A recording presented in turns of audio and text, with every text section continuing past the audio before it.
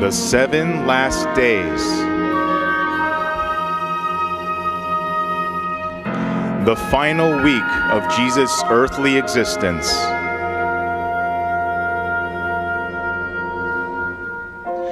Was there ever a more monumental week in all of human history? In some ways, these 7 last days mirror the 7 first days of creation. In both cases, a new world was being born. And yet, at the time, no one was aware of their importance. The Gospel of Mark paints a vivid picture of the events on that final week in Jesus' life of those fateful 7 last days. The first day of the week dawned with the sunshine of hope and exhilaration. On the day that came to be known as Palm Sunday, Jesus basked in the adoration of the throngs as he made his triumphant entry into Jerusalem.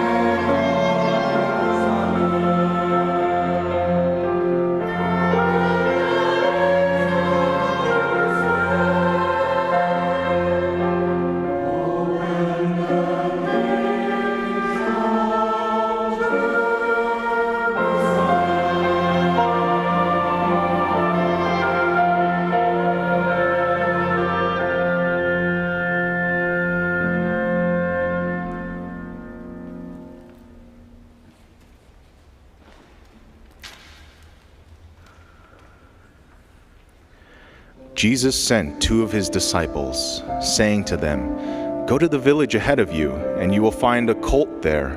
Untie it and bring it here." When they brought the colt to Jesus and threw their cloaks over it, he sat on it.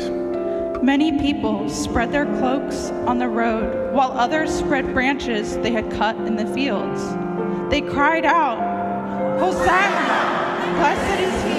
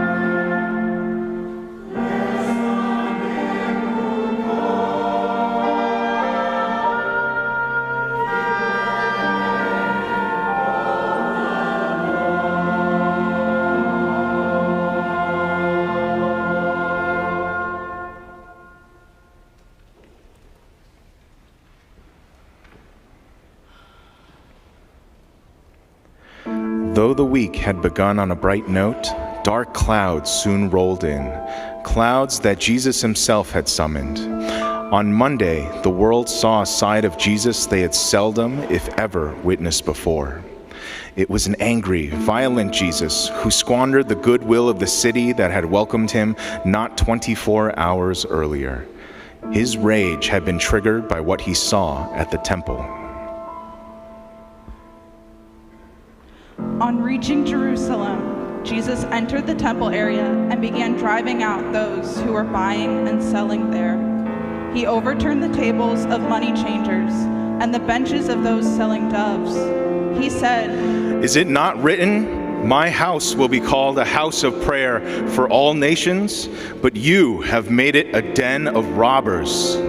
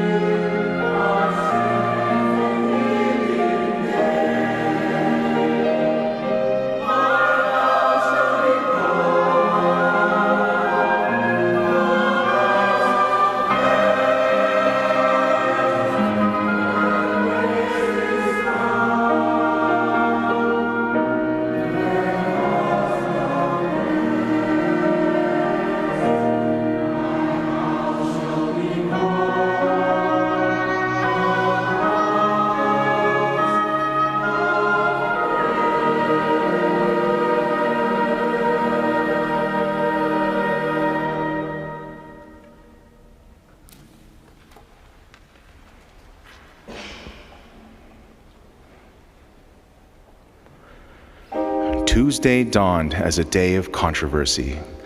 An ominous spirit was moving among the people. As Jesus taught in the temple, he was confronted by priests, teachers, and elders who questioned his authority. Throughout the day, they squabbled, argued, and debated.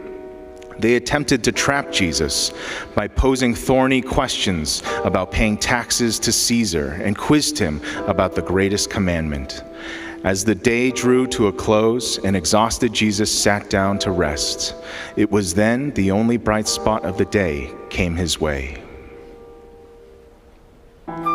Jesus sat down in the temple and watched the crowd putting money into the temple treasury. Many rich people threw in large amounts. But a poor widow came and put in 2 very small copper coins. Calling his disciples to him, Jesus said, I tell you the truth, this poor widow has put more into the treasury than all the others. They gave out of their wealth, but she, out of her poverty, put in everything, all she had to live on.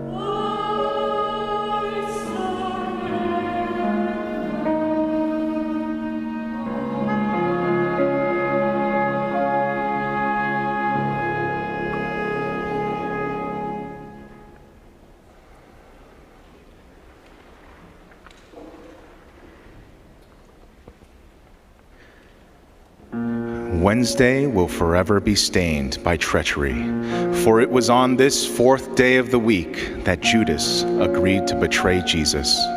Judas, one of Jesus' closest and most trusted disciples. Of all the wounds that Jesus suffered during his passion, this cut was among the deepest.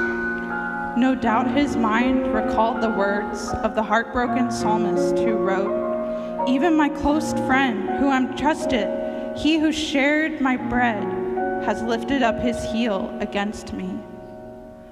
Then Judas Iscariot, one of the 12, went to the chief priests to betray Jesus to them. They were delighted to hear this and promised to give him money, so he watched for an opportunity to hand him over.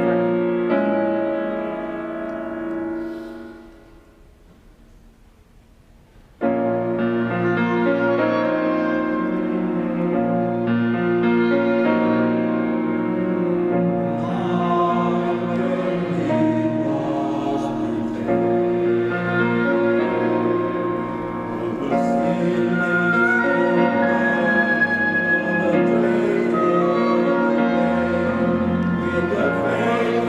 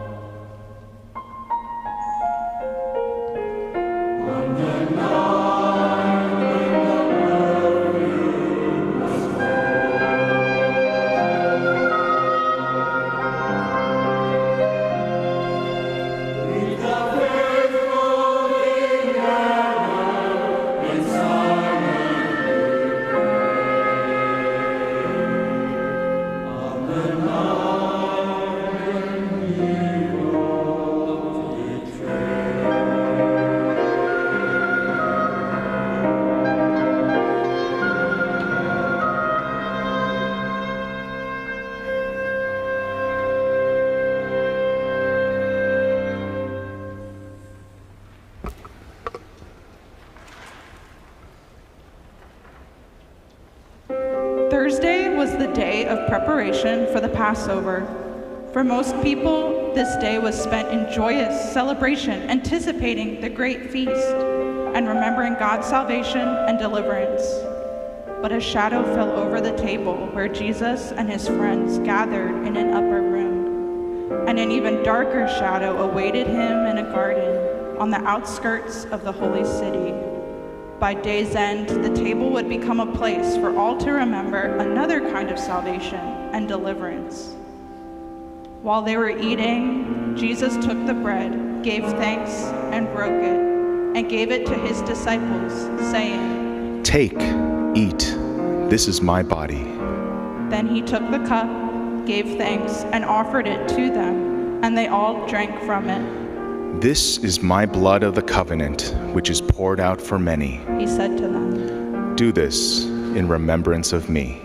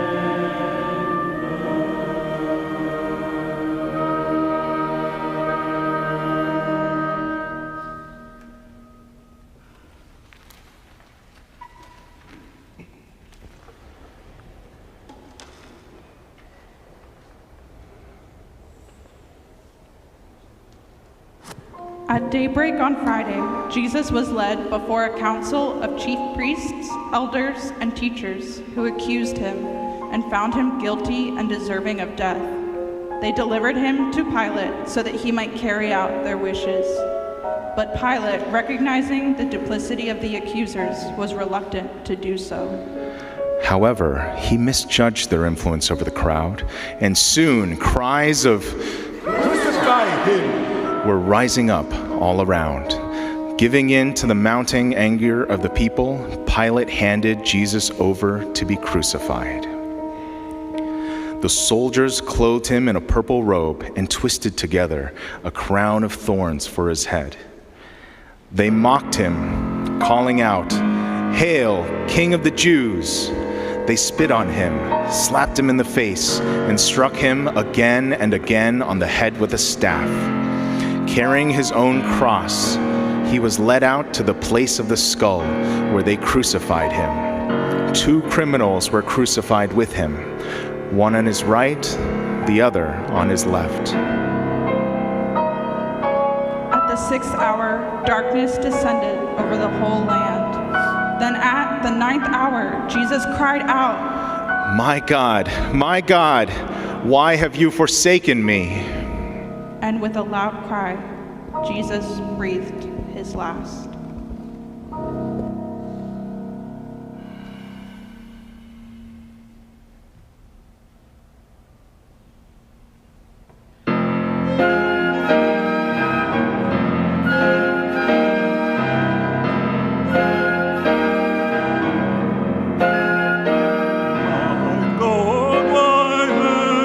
Forsaken me. My God, why have you forsaken me? You have turned your back on your only Son. Now it's finished, my work is done.